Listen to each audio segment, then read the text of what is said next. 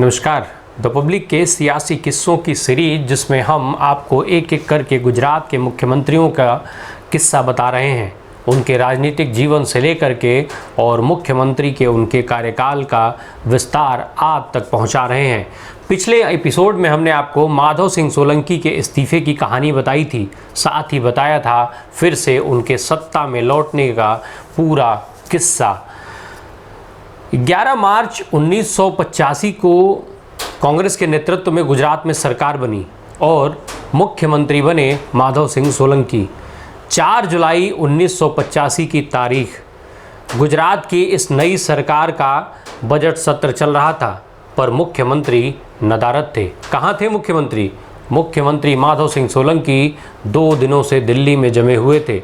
उस समय गुजरात में लगातार सांप्रदायिक दंगे हो रहे थे। नई बनी सरकार उस दंगों को रोक पाने में नाकामयाब साबित हो रही थी। उधर दिल्ली में कांग्रेस का नेतृत्व इस चीज़ को लेकर परेशान था। इसे रोकने के लिए गुजरात में कांग्रेस की एक जांच कमेटी भेजी गई। उस समय प्रधानमंत्री थे राजीव गांधी। उन्होंने जीके मुमनार के नेतृत्व में गुजरात में एक कमेटी भेजी। गुजरात पहुंचकर उस कमेटी ने जांच की। जांच के बाद कमेटी ने अपनी रिपोर्ट प्रधानमंत्री राजीव गांधी को सौंप दी।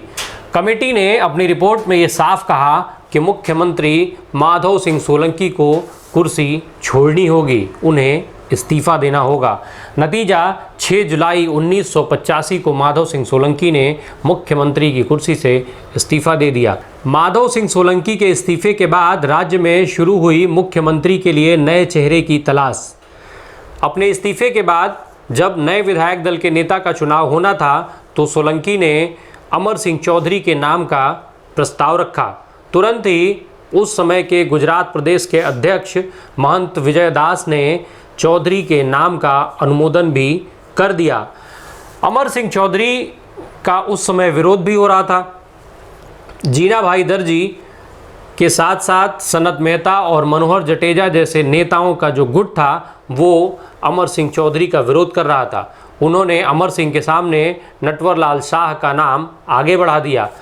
नटवर लाल शाह उस समय गुजरात विधानसभा के अध्यक्ष थे, पर जब जीना भाई दर्जी को मुमनार ने यह बताया कि राजीव गांधी केवल अमर सिंह चौधरी के नाम पर ही सबको एक साथ लाना चाहते हैं, तो फिर उनके सामने सभी विकल्प खत्म हो गए और अमर सिंह चौधरी विधायक दल के नेता चुन लिए गए।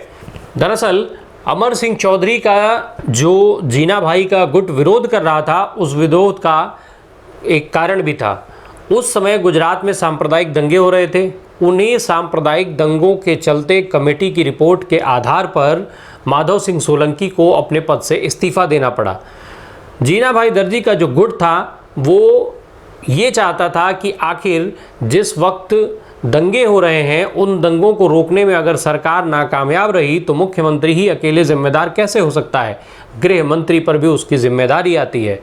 और ऐसे में जिस समय सोलंकी को मुख्यमंत्री पद से उन्हीं दंगों के चलते कुर्सी छोड़नी पड़े तो गृह मंत्री आखिर कैसे बचेंगे। आपको बता दें कि उस समय गुजरात के गृह मंत्री थे अमर सिंह चौधरी। एक तरफ जहां सोलंकी पर उन्हीं दंगों को लेकर के गाज गिर रही थी, वहीं दूसरी तरफ अमर सिंह चौधरी को इनाम मिल रहा था। इस तरीके से अमर सिंह चौधरी गुजरात के 8वें मुख्यमंत्री बने। राजीव गांधी हमेशा से ही युवाओं को राजनीति में आगे बढ़ाने की वकालत कर रहे थे। अमर सिंह चौधरी की उम्र उस साल केवल 44 साल थी। उस समय पे केवल 44 साल के थे ये, इस लिहाज से भी वो राजीव गांधी के लिए बेहद फिट बैठ रहे थे। अमर सिंह चौधरी का जो कार्यकाल रहा, जो उनके कार्य जो समय पे गुजरात में सियासी समीकरण बने उसकी बात करेंगे विस्तार से, पर उसके पहले जरा सा हम लोग अमर सिंह चौधरी के जीवन पर एक नज़र डाल लेते हैं। अमर सिंह चौधरी का जन्म 31 जुलाई को 1941 में सूरत में हुआ था। उन्होंने सिविल इंजीनियरिंग की पढ़ाई की और उसके बाद फिर वो नौकरी में लग गए। उस समय गुजरात में कांग्रेस अपने को मजबूत करने में लगी हुई थी। तमाम बड़े जो नेता थे वो फील्ड में निकल करके और दूसरे अन्य अलग अलग समाजों से, तमाम अलग अलग तबकों से लोगों को जोड़ने के लिए प्रयासरत थे। उसी समय आदिवासी समुदाय से ही आने वाले जीना भाई दर्जी की मुलाकात अमर सिंह चौधरी से हुई। अमर सिंह चौधरी उस टाइम PWD में तैनात थे। जीना भाई दर्जी के कहने पर ही अमर सिंह चौधरी राजनीति में आए और उन्होंने कांग्रेस ज्वाइन की। 1972 के साल में जब विधानसभा का चुनाव हो रहा था तो कांग्रेस ने उन्हें सूरत की व्यारा सीट से अपना उम्मीदवार बनाया। इनके सामने कांग्रेस ओ के PK नकजी भाई चौधरी चुनाव में उतरे। PK नकजी भाई चौधरी को अमर सिंह चौधरी ने करीब 15,351 वोटों से चुनाव हराया और चुनाव जीत करके ये विधायक हुए। ना केवल विधायक हुए बल्कि पहली बार की विधायकी में ही इनको मंत्री भी बना दिया गया। क्योंकि ये सिविल इंजीनियर थे इसलिए इनको बांध कार्य मंत्रालय का राज्य मंत्री बनाया गया। इसके बाद उस समय घनश्याम ओझा की सरकार बनी। घनश्याम ओझा की सरकार में मंत्री रहे। इसके बाद ये अलग अलग समय पर इन्होंने अलग अलग मंत्रालय का जिम्मा संभाला। जिस समय ये मुख्यमंत्री बने उस समय तक ये 5 अलग अलग मंत्रालयों के मंत्री रह चुके थे। 6 जुलाई 1985 को जब ये राजनीतिक समीकरण बदले, माधव सिंह सोलंकी ने जब कुर्सी छोड़ी और अमर सिंह चौधरी विधायक दल के नेता चुने गए, तब 6 जुलाई 1985 को इन्होंने मुख्यमंत्री के गुजरात के मुख्यमंत्री के रूप में शपथ लिया। मुख्यमंत्री बनते ही अमर सिंह चौधरी ने आरक्षण में जो 18% की बढ़ोतरी हुई थी उसको तुरंत ही स्थगित कर दिया। इसी बढ़ोतरी के बाद जो गुजरात में दंगे हो रहे थे वो और ज़्यादा बढ़ गए थे। पहले से ही जो खाम जो फार्मूले को स्थापित करने के लिए तमाम सारी चीज़ें जो सोलंकी के द्वारा की गई थी, जिसके चलते जो दंगे थे उन्होंने उनका पीछा नहीं छोड़ा। उसके बाद फिर उसी बढ़ोतरी को 18% की जो बढ़ोतरी हुई उसको अमर सिंह चौधरी ने स्थगित कर दिया। अलग अलग कई कारण रहे जिसकी वजह से ये अपना कार्यकाल नहीं पूरा कर पाए। तमाम जो उनके समय में तमाम बड़े मंत्रियों ने इनसे अलग चल के अपनी राह अपनाई। इसके अलावा साल 1989 में जब भारत में लोकसभा के चुनाव हुए तो कांग्रेस पूरे देश में हारी। पूरे देश में तो कांग्रेस हारी ही, लेकिन गुजरात में कांग्रेस बुरी तरीके से चुनाव में हारी। 24 सीट जीतने वाली कांग्रेस इस चुनाव में केवल 4 सीटों पर सिमट कर रह गई। केवल 4 सांसद गुजरात से बने इनके। कई दिग्गज नेता मुसलन अहमद पटेल, योगेंद्र मकवाना जैसे बड़े नेता जो थे वो उस चुनाव में हार गए। इस चुनाव में हार की नैतिक जिम्मेदारी लेते हुए 9 दिसंबर 1989 को अमर सिंह चौधरी ने अपने पद से इस्तीफा दे दिया। हालांकि कहा यह भी जाता है कि इस्तीफे की असल वजह थी वो चुनाव में हार नहीं थी, बल्कि इसके 6 महीना पहले से ही अमर सिंह चौधरी को कुर्सी से हटाए जाने की पटकथा लिखी जा रही थी।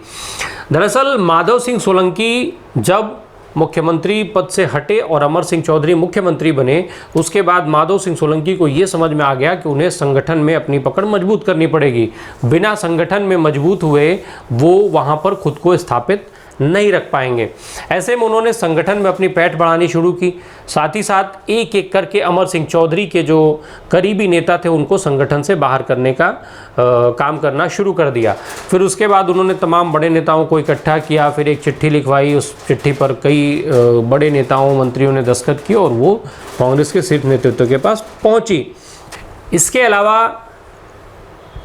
जो उस समय तक अहमद पटेल गुजरात में एक बड़े नेता के तौर पर उभर चुके थे, भरूच से आते थे और राजीव गांधी के बेहद करीब माने जाते थे, उसी समय अहमद पटेल का एक स्कैंडल सामने आया जिसमें बाद में कहा जाता था कि अमर सिंह चौधरी की करीबी नेताओं का ही हाथ था। उनके करीबी नेताओं ने ही इस स्कैंडल को सार्वजनिक करने में बड़ी भूमिका निभाई थी, जिसके चलते अहमद पटेल भी अमर सिंह चौधरी के विरोध में आ गए। और चूँकि वो राजीव गांधी के करीबी थे इसलिए भी अमर सिंह चौधरी का हटना लगभग तय हो गया था।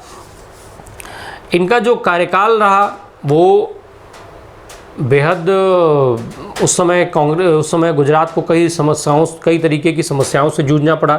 4 साल के इनके कार्यकाल में 3 साल गुजरात सूखे की चपेट में रहा और ये सूखा बेहद भयानक रूप में था। इस सूखे के हालात को ऐसे समझा जा सकता है कि उस समय राजकोट में हालात इतने ज़्यादा बिगड़ गए थे कि सरकार को गांधीनगर से ट्रेन से राजकोट पानी भेजना पड़ गया था।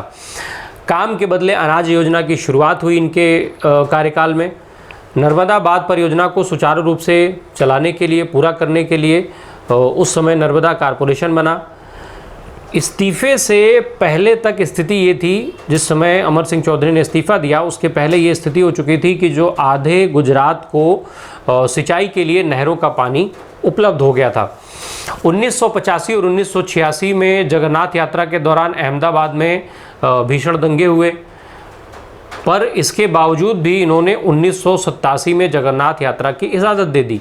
भारी पुलिस बल तैनात हुआ, पुलिस बल की देखरेख में जगन्नाथ यात्रा निकली और इस बार स्थिति बेहतर रही और किसी तरीके का कोई दंगा नहीं हो पाया। इसके अलावा अमर सिंह चौधरी के कार्यकाल में वृद्धावस्था पेंशन की गुजरात में शुरुआत हुई।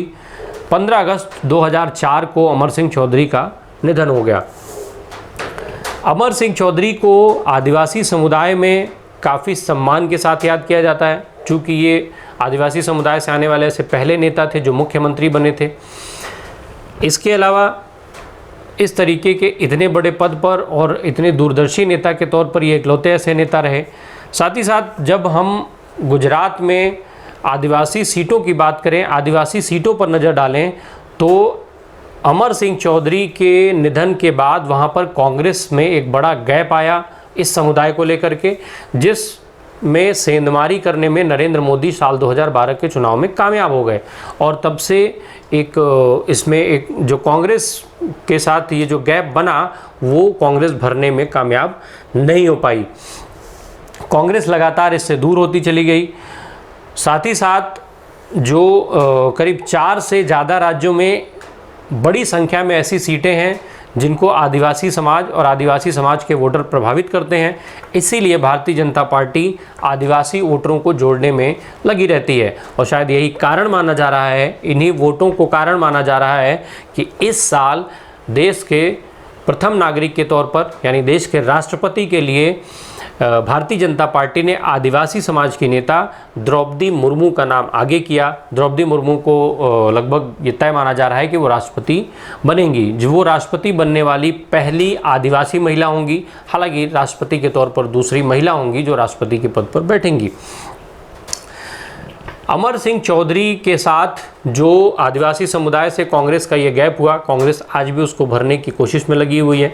वहीं भारतीय जनता पार्टी जिसने 2012 में सेंधमारी की, वो इसे लगातार मजबूत कर रही है। कांग्रेस को अगर गुजरात की सत्ता में लौटना है तो उसे इस तरीके के छोटे छोटे गैप्स को भरना पड़ेगा और देखना होगा कि कांग्रेस इसके लिए क्या नए कदम उठा सकती है। बहरहाल, मुख्यमंत्री की हमारी सीरीज़ में हम मुख्यमंत्रियों के किस्से आपको गुजरात के बता रहे हैं और लगातार एक एक करके मुख्यमंत्रियों के किस्से बताते रहेंगे।